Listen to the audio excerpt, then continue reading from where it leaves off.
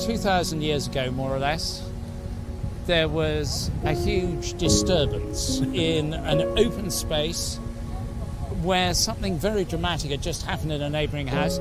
We're in Trafalgar Square, it doesn't matter quite where you are, but we call it Pentecost. What did Pentecost mean for them? What does it mean for you and for us now? Pentecost meant for them, it had meant the feast of the giving of the law, God's law coming to enable the people to be God's people. And they were waiting, many Jews were waiting for God to do something new. They were living on hope.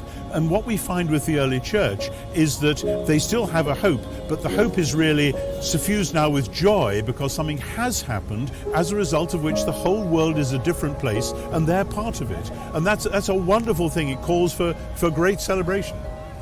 Like there is going on all around us. Absolutely. Which is, I think, it's such an extraordinary place, this. Yep. And I think the same would be true in Jerusalem. You know, people don't stop just because there's a celebration. Everyone sort of joins in, does their own thing. So the crowd gathers, but people are still going past and making a noise. Absolutely. But I think the key thing is that something is here launched in which we are caught up. It isn't that we're spectators. We're all invited now to be participants in the new thing that God is doing. And if you'd met the disciples a week before the crucifixion, and you met them a week after Pentecost. What's the difference? Well, the difference is that they are astonished. They're still trying to figure out what it's all about, but they know that God's new world has begun and that they are somehow commissioned to be part of that and to take that message out into the world. And I suppose, and what would their character have been?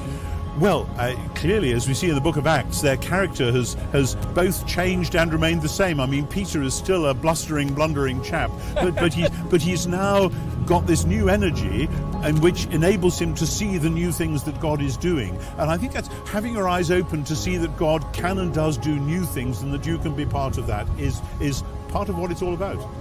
That's wonderful. I mean, one's always struck by the joy of the disciples. Absolutely. It's the replacement of hope with joy. Not that you lose hope, but that we're not just waiting. Something has happened, and that's the cause of joy.